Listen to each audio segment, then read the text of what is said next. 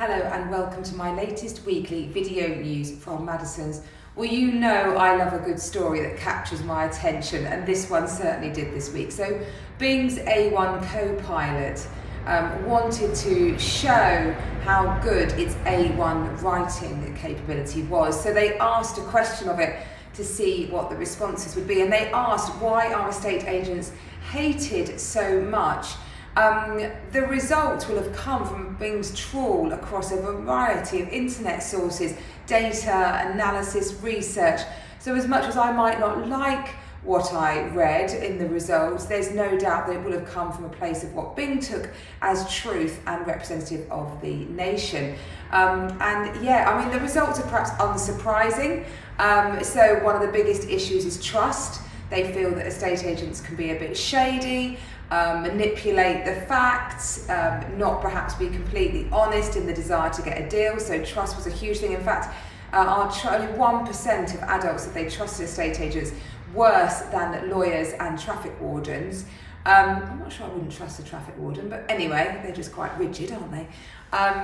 Another reason, communication. So felt that you're kind of desperate to know what's going on. You can't get hold of your agent. They're just busy on something else far more important than you. A desire for the money. So quite a ruthless pursuit to always get the commission and get paid, and therefore manipulating facts to try and achieve that. And also that balance between getting the sale and handing the keys over. So a sense that once the deal is done, the agent walks away from that and sort of moves on, really. And then if things go wrong, often things get parked at the agent's door, where perhaps that's often not the truth, but they're often seen as the reason why the deal collapsed.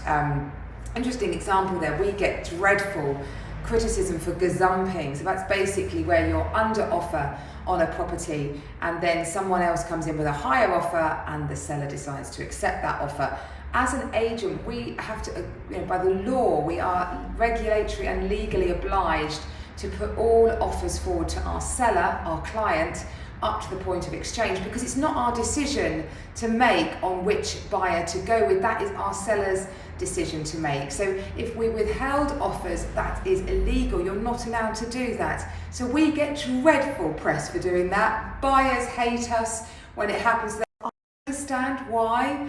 And we often try to steer a seller as to which way we feel they should go, getting them to stick with the existing deal, but sometimes it's not possible. So yeah, that's an example there. We are hated for gazumping, but we are completely bound by the law to do the right thing, and it is the right thing. It's a seller's choice which one they go with. So yeah, really interesting data there on what that Copilot thought on why agents were distrusted. They're about to ask, how do agents improve their image? So I will bring you the results of that next week. I like to think at Madisons that none of those criticisms could be levied at us. When I set Madisons up 11 years ago, it was having bought and sold lots and lots of properties and worked in private banking and felt there was a very different way. And all those things were kind of what drove me mad, a sense that the agent acted for the buyer, not the seller.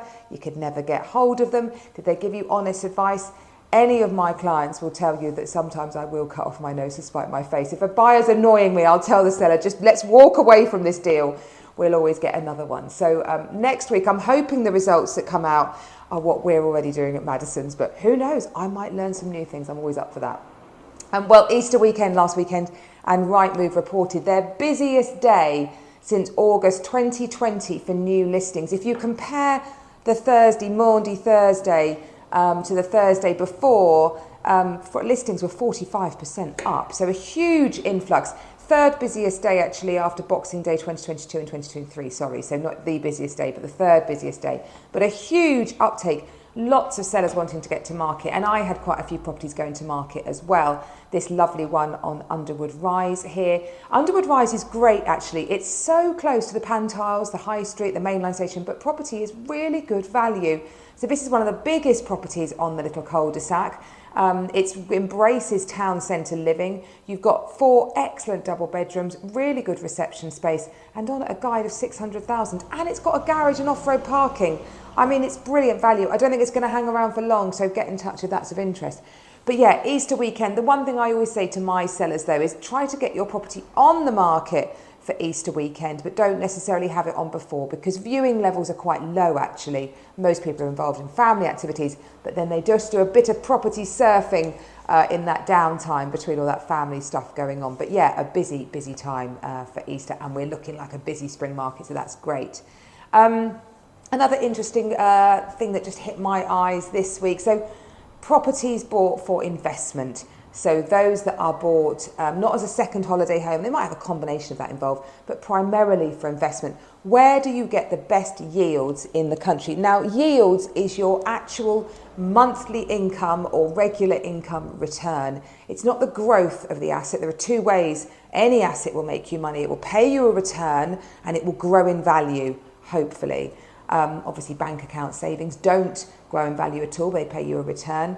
Other assets are much more all about the growth and don't pay you any return. I don't know, something like a painting might be an example of that. Property is the holy grail if it gives you both. So it'll pay you both the return and grow as well. And the southeast is the worst in the country for that actual hard income return. We run at 3.8% annual yield, so annual return, if you compare that to a savings account, of what that investment will give you. The best in the country, Scotland. They are up at 5.6%, closely followed by the northeast and the northwest. But the difference of those sort of northern regions, they often don't have the same growth that we see here in the southeast. So I'm not surprised by that at all. They don't have the same growth. They do have really good income return. And actually, if you take it down to postcode, LS3 in Leeds gives you 11.8% return. I think that's quite impressive, to be honest. So if you're really into getting a regular income, then maybe investing in those more northern territories would be a great answer. If you're more of a long-term view, growth, you don't need that income, then the southeast would still be brilliant. Well, I hope you've enjoyed my vlog this week. I look forward to seeing you next week, and have a great week in the meantime. Bye-bye.